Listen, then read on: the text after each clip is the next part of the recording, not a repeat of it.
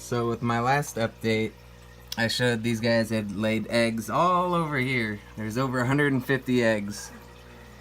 I woke up the next morning and there were very many less. I sat and watched them starting to eat their own eggs, which apparently happens with some of these guys when they get confused.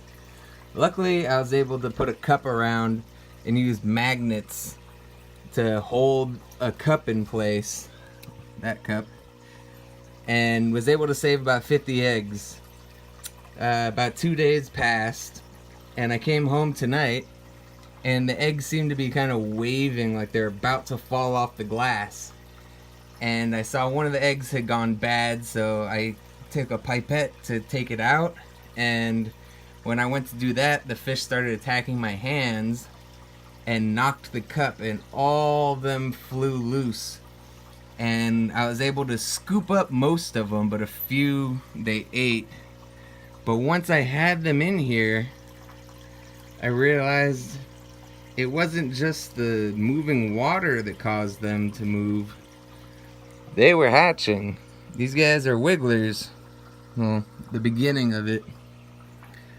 So, let's see if I can get a good shot of it to show them free wiggling. I had it a minute ago. Let's see here. And they're going crazy a minute ago. Let's see what we can get on camera.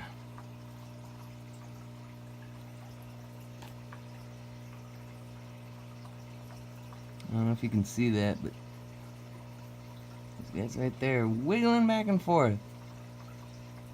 So I'm hoping I can save these guys. I'm going to do it. I haven't put out the video yet, but over here I got a bunch of rainbow fish from Gary Lang. I don't want to show too much because I'm still putting together the video, but here's a sneak peek. I'll have up soon how to hatch rainbow fish eggs, but I'm gonna do the same kind of thing in here with another thing to keep the water quality and temperature, and hopefully that'll allow these wigglers to hatch in the next day or so, and hopefully have some angelfish that survive out of this first catastrophe of hatching. Also tomorrow at work I'm gonna go ahead and pick up a slate or a ceramic thing, so next time they spawn, hopefully they'll lay eggs on that and I can just pull it all out in case they get hungry and want to go baby eating again. But yeah. Okay, so now I have this set up and hopefully you can see a lot better now. Oops, sorry. You can see them wiggling there. Focus. See that? See the little tails sticking out? These are the wigglers.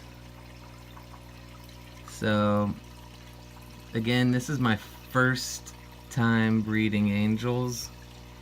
I've bred many other fish before, but never angels, so I am kind of winging it here. The parents just wouldn't stop eating them. Look, it's still trying to eat them. Come on, dude. Those are your kids. Let them have a future. Look at him. He's like, Dad, don't eat me. It's like, nope. Gonna eat you. So hopefully I can, this will maintain the temperature, and I'll be swapping the water out multiple times a day as long as they keep wiggling. And thanks to my other breeding project, I have plenty of fry food. I got these golden pearls, which are great. They are so tiny that as soon as these fry, hoping they make it, once their egg yolks are done, they will be able to start feasting on this. I also have things like different kinds of baby shrimp foods that have lots of spirulina, and I also have straight up spirulina here. All these things are great because they're nutritious and tiny, so a little fry, tiny fry can eat them. So I'm hoping this will work. and I'll keep you updated, and hopefully I will have some little baby angelfish soon. So it's been a couple more days. I think the first part of this video I filmed 2 days ago. And I just woke up this morning checking in on the wigglers. They seem to be doing alright, still wiggling away. Turns out I had more than I thought, so that's good. And hopefully soon they'll be done with their, I guess right now they're feeding on their yolk sacs still. And once they're able to finish that off and fully break free, I'll be able to start feeding them. And unfortunately though, one of the things that I learned the hard way was once you have a mating couple, do not keep any other angelfish in with them. They ended up killing the younger ones, and I ended up having to pull one out that was near their size that managed to survive, but was very frightened. Another thing that I've changed about here, I got all this slate rock that I'm lining the walls with wherever I can, so that next time they decide to spawn and lay eggs, I can just grab whatever rock they put it on, which hopefully they will put it on one of these slate rocks because it's nice and smooth. I can then just pull the slate out if they decide they want to start eating their eggs again, and I can just incubate them in a separate tank. But yeah, so I thought I'd just make another update to let you guys know the wigglers are alive and well, and hopefully we'll keep on wiggling.